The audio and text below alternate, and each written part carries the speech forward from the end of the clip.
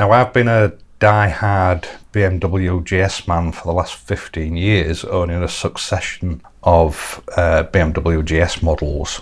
But at the same time, I've always had this attraction for classic bikes. Now, I like to ride bikes, not constantly tinker with them. So the prospect of actually owning a 40-year-old classic has never appealed to me, but I still love the look of them. Now, last July, just after the T120 had been introduced, on one sunny Saturday afternoon, I decided I would go out and I would test drive the new T120, thinking that after riding GS's for so long, I would hate it, I wouldn't want to buy one, and that would be that. It would be out of my system. Fortunately, or unfortunately, whichever way you look at it, it didn't work like that. I came away from that test ride absolutely smitten by the T120 and immediately put an order in on one.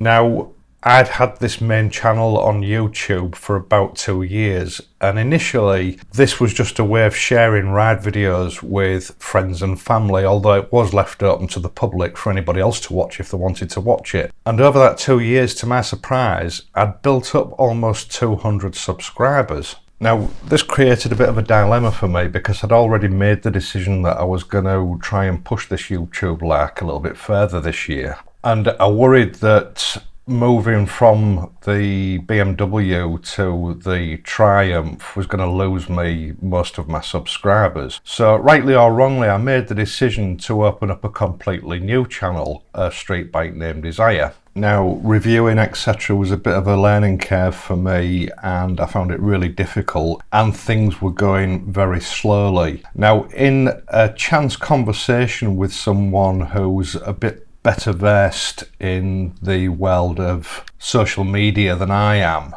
it was suggested to me that I'd done the wrong thing, and that what I should have actually done was just persevered with the original channel. And yeah, I would have lost some subscribers, which I did. I've lost over 100 subscribers, but at least I had a subscriber base to start with. So I uploaded all the previous content from Street Bike here onto this, my main channel, and then continued to upload all my videos to both channels, which has actually worked quite well. And as of today, my main channel has reached the point where it now has 500 subscribers. Now, for me, this is a landmark number. When I made the switch over, I'd aimed to get 500 subscribers by the end of June 2017.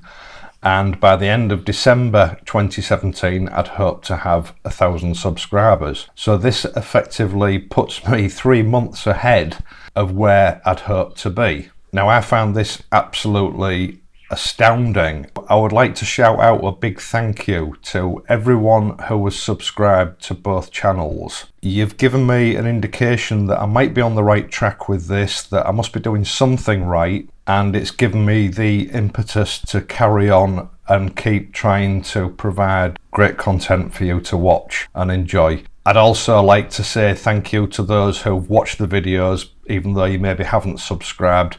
I do appreciate your views. Now, comments. I try to answer every comment that people put at the foot of my videos. The way I see it is that if you've been good enough to watch my videos and comment, it's only right and proper that I at least give you some sort of reply, even if it's just a thanks very much and thanks for watching. I put aside an hour every morning to go through my comments and leave a reply. Unfortunately, YouTube isn't glitch free with this, and I sometimes find it impossible to leave posts that simply fail every time I try to post them. I apologise for this, but please be assured I do read every single comment that people leave. Right, now let's get down to business. If you remember looking back to my Triumph Bonneville T120 long-term review, I've had a problem with water ingress in the clocks in the instrument panel. Now, so far, I've had 3 sets of clocks including the original pair that came with it. And I thought that the matter had been sorted out. Triumph assured me that they now had a modified instrument binnacle and that problem was history. Unfortunately, when it came to me filming the Halcyon mirror review a couple of weeks ago, the second time I used the bike after the instrument panel had been replaced, the same problem occurred again. Obviously, I was a little bit miffed about this because I had been assured that this problem had been sorted out. So I contacted Triumph about this directly. Now, at first they just tried to palm me back off onto the dealer, and I had to be quite insistent that I wanted to deal with them and I wanted this sorting out once and for all. Now, I'll give Triumph the due here. Once they realised they weren't just going to be able to fob me off, they did buckle down and try their best to sort this matter out. They left me for a couple of days while they investigated the matter and then came back to me, and this is what they told me. Now, it's quite complicated, but this is how I understand it. Triumph told me that they had 2 sets of clocks at the factory which were sent back to the factory that manufactured them for some alterations. One batch was the batch that had the water ingress problem, and they were going in for the modification to stop that from happening. The other batch had already had that modification, but it was going back to the factory for some software updates. Now, Triumph told me that there was some sort of mix-up at the factory, and some of the clocks that had gone in for the water ingress problem didn't get that fix. Instead, they got a software update. And vice versa with the clocks that went in for a software update, they apparently were given the modification for the water ingress problem. All things being equal, some of the clocks were sent back with the same water ingress problem that they'd been sent there to be fixed, if that makes any sense. Now, Triumph have now assured me that at the factory they have taken a complete stock take and carried out what they call a stock cleanse, which means any of these offending instrument binnacles have now been taken out of circulation. They've told me that they've ordered one of the modified ones for me. That was over a week ago, and as it stands, I'm still waiting for them to get in touch with me to tell me that my 4th set of clocks are ready to be fitted. Now, regarding the brake squeal problem, they've told me this is still ongoing. They haven't got a fix for it yet. They are working on it. Same old story. I'll keep you posted if anything comes up. And that brings us finally to DART. You may remember about a month ago I carried out a long-term review of the DART classic fly screen for the Triumph T120. And among other things, I brought attention to the fact that the way the screen fitted, it hadn't been designed properly, and it was actually causing damage to the motorbike's headlamp brackets. Now, I have since checked the damage and it has actually gone through the paint, so at some stage I'm going to have to either replace these brackets or have them repainted. Either way, the damage is going to run into hundreds of pounds. Now, this has been quite a controversial review. Some people agree with me, some people don't agree with me, and they've defended DART. Everybody's entitled to their own opinion. There are also people telling me that DART screens are lovely because they fit perfectly on their bike, which isn't a T120.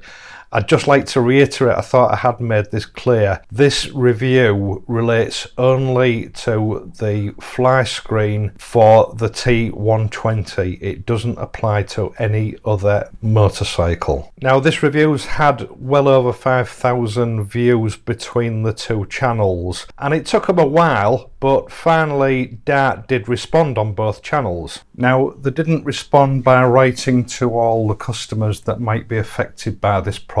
Instead, they chose to leave a public comment on the comments section of the 2 respective videos. And I can only presume that they did that thinking that perhaps I would pass the information on for them to save them the embarrassment of having to do it themselves.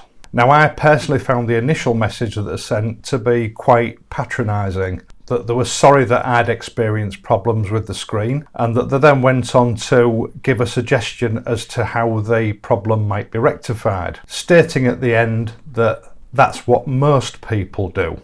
Now, I beg to differ here, because I think what most people do is that they follow the manufacturer's instructions on any new product. And it must be a bit embarrassing for DART that their customers feel they can't do that. Now, I obviously misinterpreted DART's advertising on this particular screen, because I thought I was buying an expensive, high quality, precision made motorcycle accessory, not some sort of engineering conundrum based puzzle whereby the object of the game is to buy this article, ignore the manufacturer's instructions, which are obviously a red herring, and then go through various configurations of all the fittings and fastenings to try and find the solution to actually make it fit properly. I'm not sure what the price for getting it right is, but obviously if you get it wrong, it causes damage to your expensive motorcycle. Now, if I'd wanted to spend my time doing some sort of engineering puzzle, I wouldn't have given £80 to DART for the privilege. I would have gone down to my local charity shop and got myself a Rubik's Cube. I don't intend to go through the conversation that I had with them blow by blow. I've taken a screen capture of it on both channels. It's there for you to see if you want to pause it and read through it, but I will just bring up one or two points. First of all, it's obvious that DART knew that this screen kit was causing damage to the motorcycles it was fitted to if the purchasers followed their instructions. Yet they continued to produce it in the same manner without any regard for the consequences. It's also clear that some customers had found a solution to the problem and reported it to DART, but DART obviously thought that other customers weren't important enough for them to pass the information on. It's also clear that DART neglected to change the relevant instructions for this kit in order to stop future customers from damaging the bikes. And I also have to pass the comment, and this is my personal view, that leaving a public comment on a review video is a very unprofessional way of dealing with what is, after all, a product defect. Now, my final response to DART on both channels was as a result of me taking some advice before replying to them. I was tempted to pass this information that they'd given me on in some sort of video form, but I was advised not to do that for various legal reasons. It is there for you to read if you want to read it, and it is entirely up to you whether you want to take their advice. I do believe these replies are from DART, but I can't guarantee it. Now, I think in my next video we're going to be looking at one bag camping and whether you can get all of your camping kit into one bag. This is aimed at people that maybe haven't done much bike camping in the past but want to give it a go, a low cost solution. Try not to miss it. I hope you've enjoyed this video and found it useful. Thanks again to all my subscribers, and I'll see you next time.